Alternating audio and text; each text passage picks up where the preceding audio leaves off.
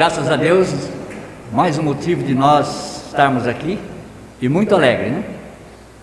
Porque estamos passando por momentos de preocupações, mas Deus tem nos conservado a vida.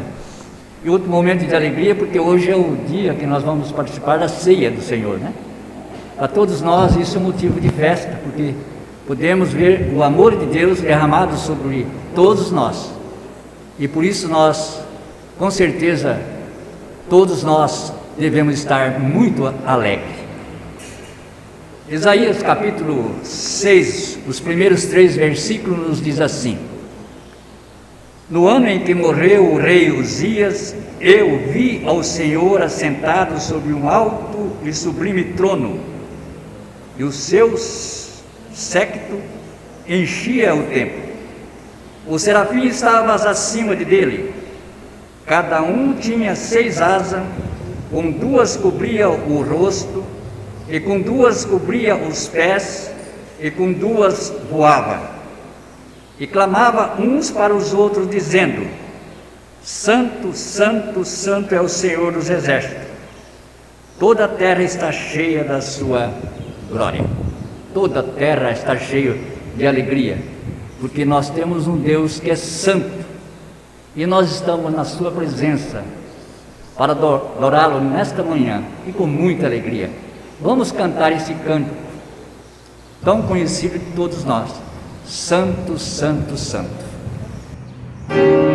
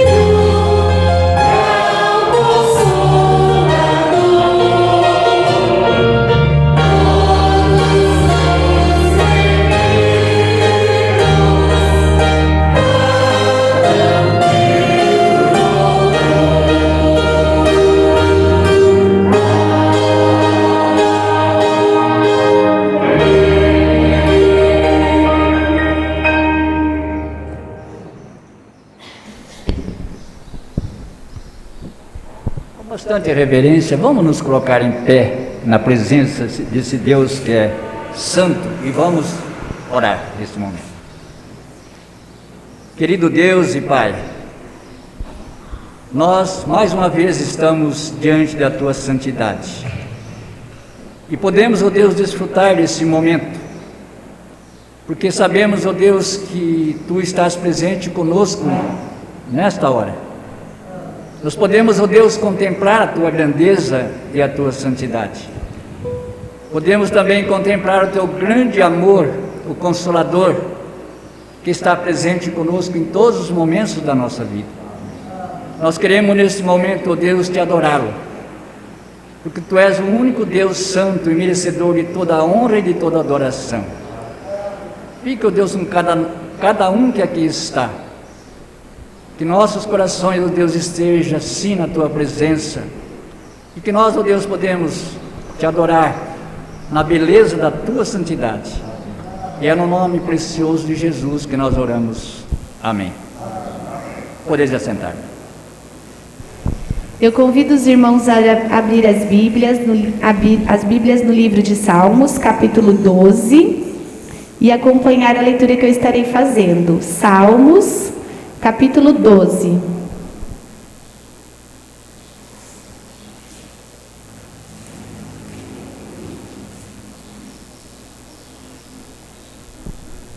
Vamos à leitura. Socorro, Senhor, porque já não há homens piedosos. Desaparecem os fiéis entre os filhos dos homens. Falam com falsidade uns aos outros. Falam com lábios bajuladores e coração fingido. Corte o Senhor todos os lábios bajuladores, a língua que fala soberbamente.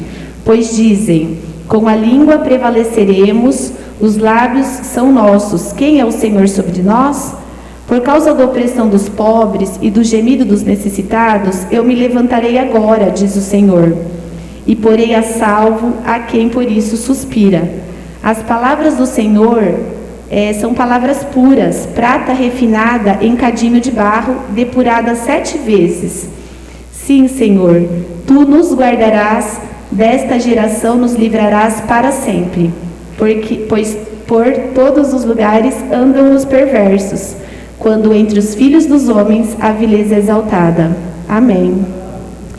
Certos de que o Senhor tem nos livrado e tem nos guardado de toda maldade, nós estaremos neste momento nos colocando em pé para louvar o Senhor nosso Deus. Alegrem-se os céus, regozije-se a terra, pois o Senhor reina.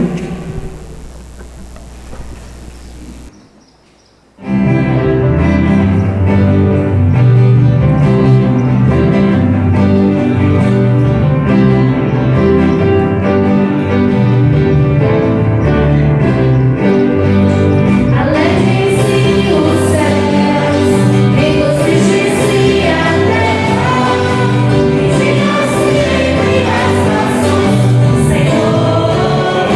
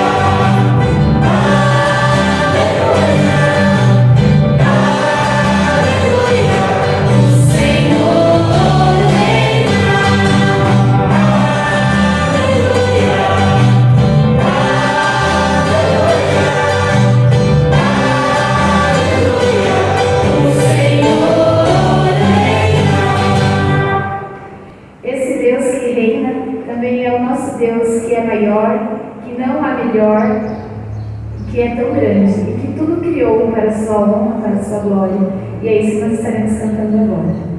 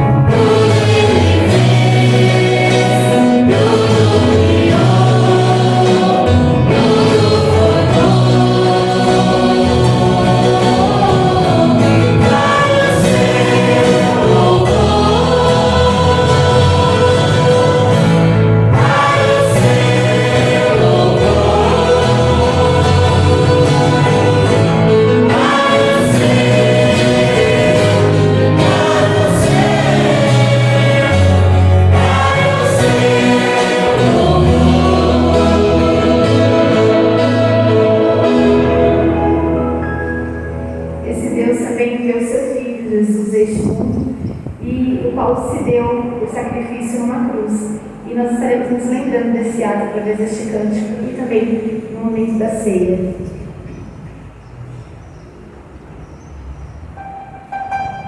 Oh,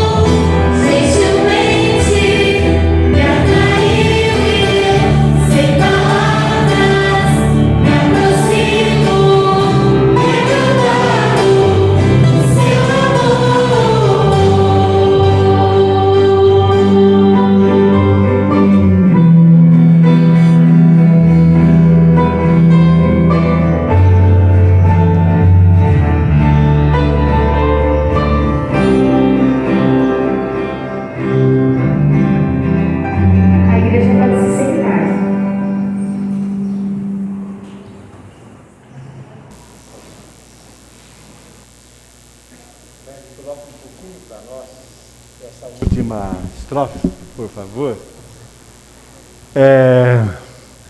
O texto fala em me chamou, e ele me chamou a atenção antes de dar 3 avisos breves a vocês e antes de cantarmos e lermos a palavra de Deus. Pela cruz me chamou gentilmente, com educação, com fineza, me atraiu, e eu, sem palavras, me aproximo quebrantado pelo amor.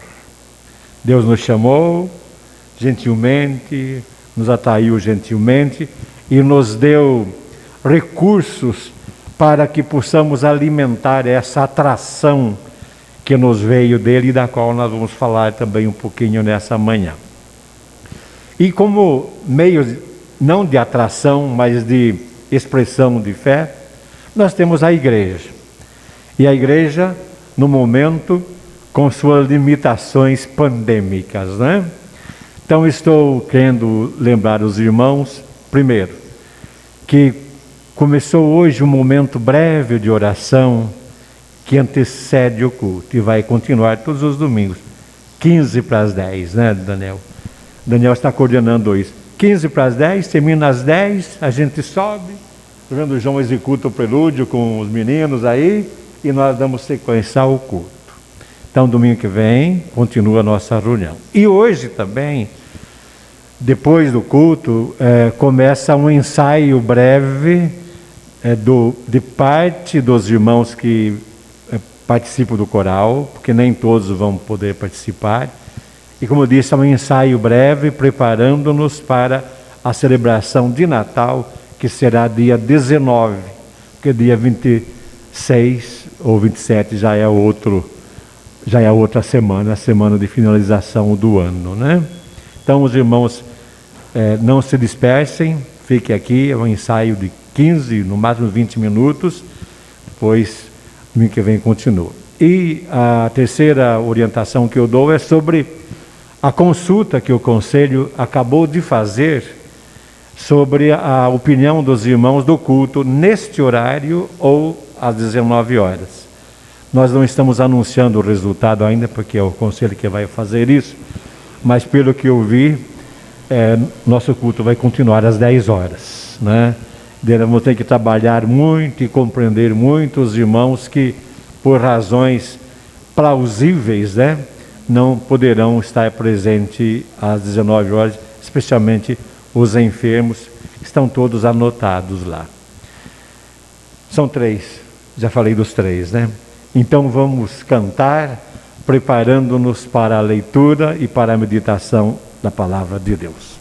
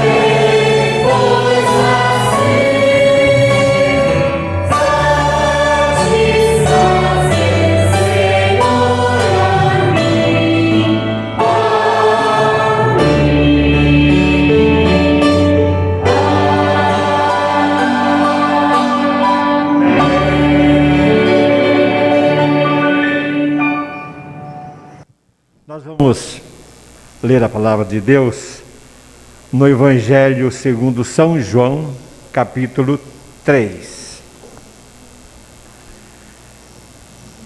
E nós não vamos ler todo o capítulo, que seria o ideal, mas vamos pegar a parte principal na leitura e depois eu vou começar a meditação falando um pouco dos detalhes anteriores com bastante objetividade. João, capítulo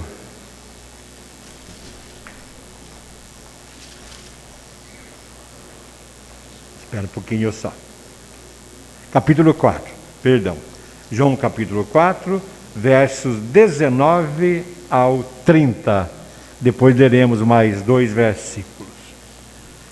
João 4, 19 ao 30.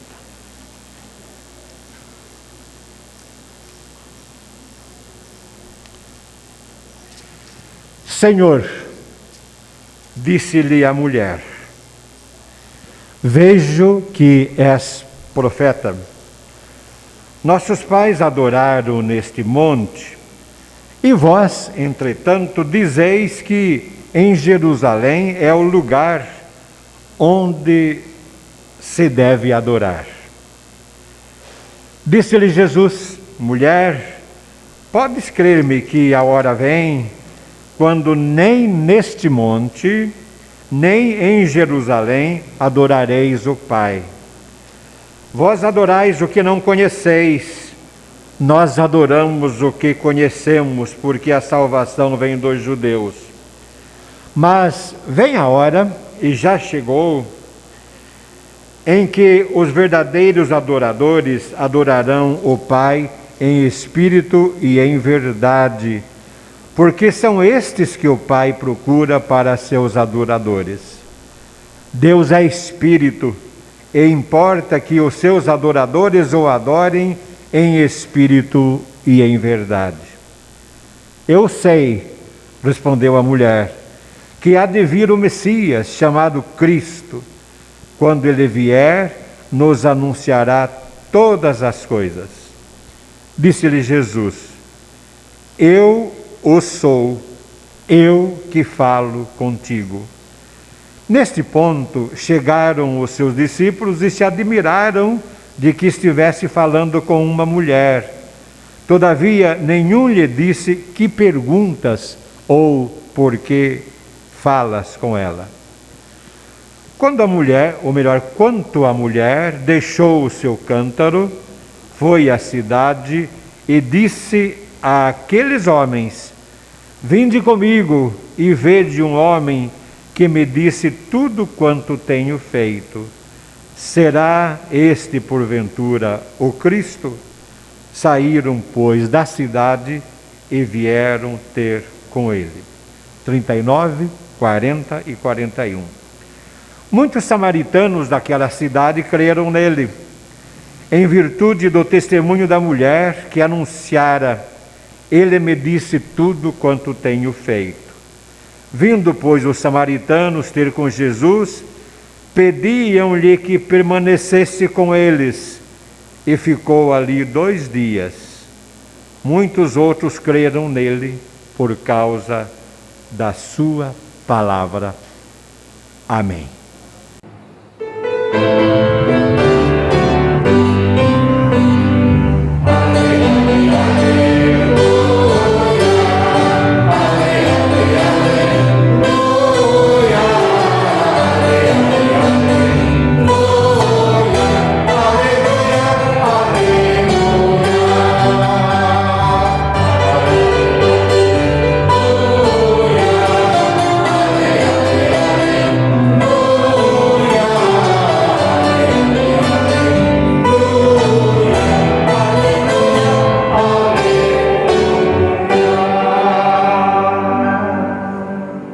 Se alguém puder diminuir um pouquinho o volume daquele ar ali, né? Porque a minha Bíblia não para com a página aberta, né? E justamente estou com a página aberta na posição que o vento empurra para cá. Um pouco só. Aí já dá. Bem, os irmãos conhecem, eu creio que todos vocês conhecem, essa linda história do encontro de Jesus com uma mulher pagã, conhecida como mulher samaritana. Jesus estava a caminho, indo da Judéia para a Galiléia, e necessariamente não precisaria passar por Samaria, que era uma região habitada pelos samaritanos. Mas estava nos planos de Deus que ele passasse por lá e aconteceu isso que estamos vendo. O local na cidade era a fonte de Jacó, que tinha uma longa tradição cultural e tradição religiosa. E o texto diz que Jesus, cansado da viagem, esse detalhe é muito importante, parou ali no meio do dia para descansar um pouco. E é aí que aparece uma presença feminina, a presença da mulher, para quem Jesus pede um pouco de água. E esse pedido de Jesus de um pouco de água causou estranheza na mulher, porque também era cultural que nenhum judeu conversava com o samaritano e nenhum samaritano conversava com o judeu. A história de Israel tem um capítulo longo a respeito de por que isso aconteceu e não temos espaço para isto aqui. Então, nesse diálogo acontece o quê? Jesus pede água para a mulher e aí veio a estranheza de um judeu estar pedindo água para um samaritano. E aqui começa a pista que Jesus dá para que a mulher pudesse compreender algo mais do que a existência comum, a existência particular, a existência de todo dia, por que não dizer a existência sem Deus. Depois que Jesus falou algumas palavras, a mulher disse: dá-me desta água. E Jesus inteligentemente, antes de dar uma resposta para a mulher, lhe fez um pedido: vai para casa sua, vai lá e traz para cá os seus 5 maridos, ou melhor, seu marido. Aí a mulher responde: não dá para trazer um marido só, eu tenho 5. Revelando dessa forma, e Jesus já sabia disso, o estado de vida, o modelo de vida que ela praticava. E aqui começa a aparecer para nós algumas coisas a respeito de nossa situação existencial, e eu quero destacar aqui, para ficar no nosso horizonte, a oportunidade. A mulher não sabia que estava tendo uma excelente oportunidade. E o que é oportunidade? Eu procurei ver várias pessoas que fazem muitas palestras e trabalham essas questões, e parei numa do professor Cortella. Oportunidade, disse ele, é como o vento favorável, aquele vento gostoso que nos leva a um porto seguro. Oportunidade é como um vento favorável, gostoso, que nos leva a um lugar seguro. Vejam bem que esse tema oportunidade, essa possibilidade de oportunidade, aparece nas entrelinhas nesse trecho de João, especificamente na conversa dele com aquela mulher. Existem pessoas que têm oportunidades, e tendo oportunidades, ou elas desfrutam das oportunidades, ou elas não desfrutam das oportunidades, perdendo-as. Existem também pessoas que não têm oportunidades, pessoas que procuram oportunidades na vida, em todos os setores, mas não encontram oportunidades. É possível que entre todos nós tenhamos fase de nossas vidas que nós não tivemos oportunidades. E por não termos oportunidades, perdemos alguns anos de oportunidades para avançarmos. Mas também existem pessoas que não têm oportunidades. Pessoas que não sabem que existem oportunidades. Pessoas que aprenderam a conviver sem pensar em oportunidades. Seria aquela velha ideia, assim tá bom. E não é este o caso do nosso texto, do encontro de Jesus com a mulher samaritana. O que é que está acontecendo aqui que nós podemos destacar neste momento para nossa edificação? Sim, é melhor. Está acontecendo a presença soberana de Deus. Aquele encontro não foi planejado, não foi engendrado, não foi combinado, nem de Jesus com a mulher, nem da mulher com Jesus.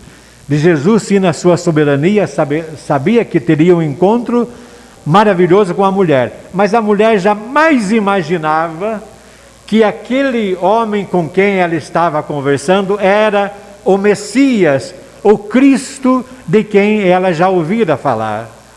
Daí a razão porque quando ela foi lá avisar os seus homens, me permitam usar essa expressão, os seus homens, ela os convidou para irem também ao encontro de Jesus e deixou uma pergunta no ar: será ele porventura o Cristo? E outro detalhe importante nesse momento, quando a soberania divina resplandece, quando ela aparece, quando ela se manifesta, é que houve na vida da mulher uma mudança radical que é muito importante pensarmos agora. Ela que foi buscar água, depois da conversa com Jesus, deixa ali o seu cântaro e foi transmitir o recado como se fosse já uma nova missionária. Isso dá margem para o tema do nosso culto que vai aparecer na página lá na internet, o cântaro abandonado. O cântaro abandonado é inicialmente a manifestação da presença de Deus. E sinaliza dessa forma três coisas eu quero deixar também no horizonte de vocês. A primeira coisa é o novo tempo que chegou para uma mulher desprezada e aflita. Não temos aí um histórico da mulher, mas certamente além do preconceito de ser mulher e ser uma mulher que convivia com vários homens, tinha o problema da própria época, que é de miséria, de pobreza, de luta pela vida. Quem é ela? Era uma mulher que estava cuidando da vida, uma mulher que guardava no seu coração certamente muitos ressentimentos que vinham por parte dos judeus com suas críticas e com suas exigências, e também preconceito que aparecia no falatório sobre ela entre os homens, na conversa dos homens. E Jesus então rompe com esse distanciamento, com essa tradição machista, judaica, legalista, e se dirige mansamente para a mulher e pede para ela: eu quero água, dá-me de beber. E esse pedido de Jesus, na verdade, foi um desafio para que a pergunta também viesse do outro lado. E esse outro lado era a mulher: Senhor, dessa água que tu falas, eu quero. E Jesus aproveita aquele momento para uma gostosa conversa com uma mulher desconhecida que causou tanto de espanto na mente e no coração dos discípulos: quem será essa mulher? Uma outra situação seria: será que Jesus sabe quem é essa mulher para estar assim batendo papo? É a soberania de Deus que mostra um novo tempo chegando na vida humana. Nós temos que pensar muito sobre isso aí. Será que este não é o nosso tempo? Em segundo lugar, esse diálogo de Jesus com a mulher mostra que o novo tempo chegou para todos os homens e todas as mulheres. Ou seja, há um novo tempo esperando pelo desabrochar da vida de homens e mulheres que ainda não colocaram na perspectiva de suas vidas esse novo tempo. Eles saíram, Jesus, da cidade, ou melhor, os homens saíram de onde estavam e foram para a cidade ao encontro de Jesus, motivado pelo chamamento da mulher, e certamente eles creram em Jesus, não mais por causa do diálogo com Jesus, mas por causa do testemunho de uma mulher que disse para eles: eu estive com Jesus, eu estive falando com Jesus, Jesus esteve falando comigo. E daí surge no texto um detalhe pouco observado por nós. Aqueles homens fizeram o quê? Aqueles homens pediram para que Jesus ficasse mais um tempo com eles, porque ouviam e sabiam que Jesus é o Salvador do mundo. Vejam que coisa curiosa. O novo tempo começou a resplandecer na vida do povo que habitava em Samaria. E certamente esse novo tempo, com a presença de Jesus na vida dos habitantes da cidade, teria mudado em muito uma coisa que é difícil mudar, que é a cultura, mas especialmente teria mudado o comportamento, os procedimentos daquela geração. Será que nós não podemos crer que isso é possível para a nossa geração, para a nossa sociedade, para a nossa vizinhança, para as pessoas que nós conhecemos e também que nós não conhecemos? Do nosso ponto de vista, talvez seja muito difícil e impossível, mas a partir da providência divina, isso pode acontecer. Esse é o segundo momento. O novo tempo chegou para os homens de Samaria. E um terceiro momento que eu quero destacar é que o texto bíblico está nos desafiando para percebermos, para enxergarmos, para vislumbrarmos esta forma de oportunidade em nossas vidas. Por quê? Porque quando falamos em oportunidade, nós falamos em oportunidade de escola, de ter uma família, de gerar filhos, de ter netos, de ter um emprego, se possível um bom emprego, de ter uma certa segurança para o resto da vida, eu falo em segurança financeira, de ter boas amizades, de curtir a vida, enfim, tão necessária, mas não sendo a oportunidade prioritária. A oportunidade prioritária é aquela que a providência divina cria para que homens e mulheres possam enxergar, possam perceber que é possível um viver diferente, coisa que aquela mulher jamais imaginava, mas que passou a desfrutar já a partir da conversa com Jesus, da comunhão com Jesus, daquela relação pessoal com Jesus, do desfrutar da presença de Jesus. Quais são as oportunidades que nós temos mirado em nossa existência? Ou quais têm sido os nossos desejos? Eu não posso condicionar ninguém aqui, mas é bom lembrar que a maior oportunidade, o maior desejo, a maior motivação que há em nossa vida, que supera todas as demais, é a comunhão com Deus, é a comunhão com o Filho de Deus, é a comunhão com o Espírito Santo de Deus e é também a comunhão com os filhos de Deus, coisa ou atitude ou procedimento que nós prezamos como igreja e que todas as igrejas prezam. Não há nenhuma comunidade de fé que se alegra quando alguém se distancia, que se alegra quando alguém se esfria, que se alegra quando alguém abandonou a comunidade por razões sérias ou por razões triviais. Ninguém se alegra.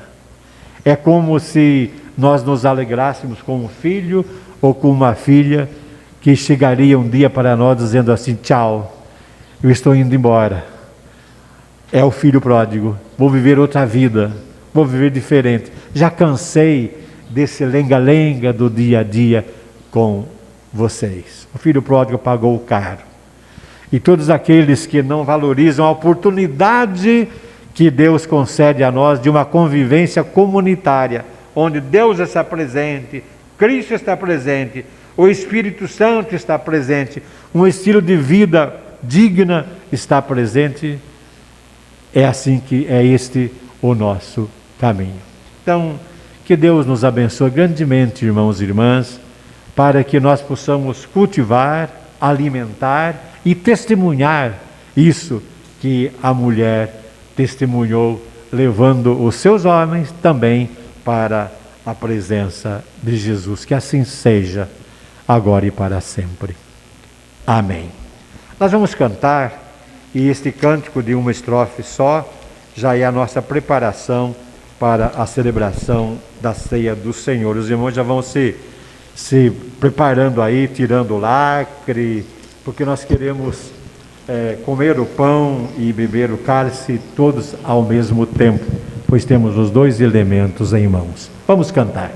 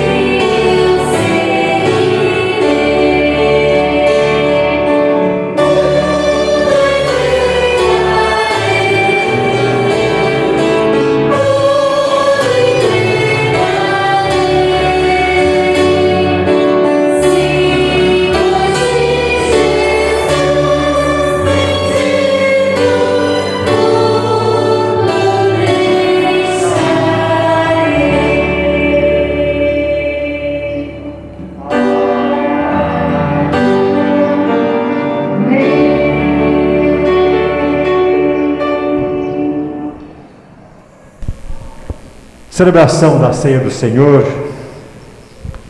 é um momento de lembrança ou de lembranças. Celebração da ceia do Senhor é um requisito básico para dizer a Deus que nós estamos alimentando a nossa fé na comunhão dos irmãos, porque cremos nele, porque cremos no Filho dele, porque cremos no Espírito Santo dele, porque cremos na igreja dele e porque cremos até na vida eterna. E porque não? Então é com fé que nós chegamos nesse momento diante de Deus e um ao lado dos outros para comermos do pão e bebermos do cálice.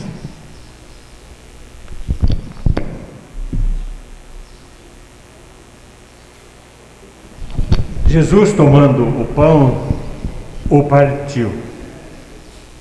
E esse partir já é profundo, é quebrar, é separar. E partindo o pão, disse: tomem e comam, esse é o meu corpo que é dado por amor de vós. Façam isto em memória de mim. Tomando o cálice, disse: esse é o meu sangue, que será derramado por amor de todos vocês. Façam também isso em favor de mim. É o que nós vamos fazer depois da oração. Oremos então, primeiramente. Senhor Deus e Pai, como é bom estar aqui. Nossa presença aqui simboliza a presença daquela mulher, daquele poço contigo, do poço que passou a manar água viva que desce do céu. Esse momento simboliza a nossa comunhão contigo, mas também simboliza a nossa comunhão com os irmãos. Somos todos diferentes, mas nesse momento partilhamos da mesma fé e da mesma esperança, a esperança da glória tua mencionada na abertura deste culto. Pedimos a Deus que a nossa participação nesse momento fortaleça ainda mais a nossa fé e rejuvenesça ainda mais a nossa esperança. A esperança de podermos desfrutar com clareza as oportunidades que em Cristo Jesus e por Tua Palavra nos são oferecidas. Nós oramos assim, em nome de Jesus, agora e para sempre. Amém.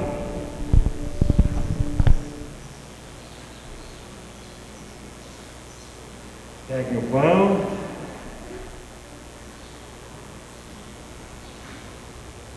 É tão minúsculo.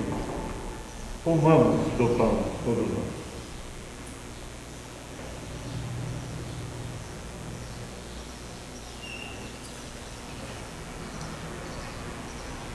Abramos o cálice e tomemos ao mesmo tempo o cálice.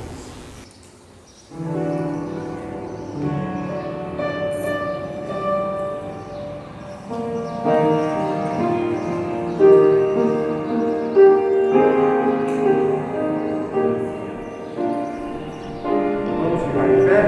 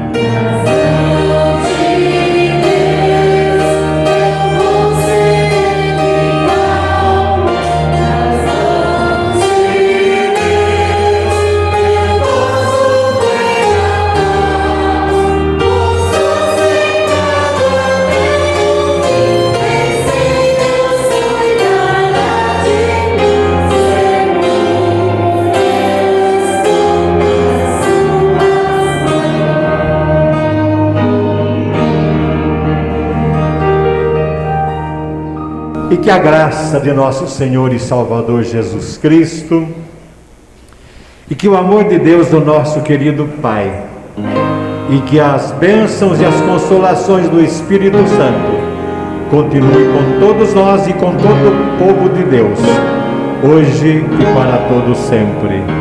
Amém.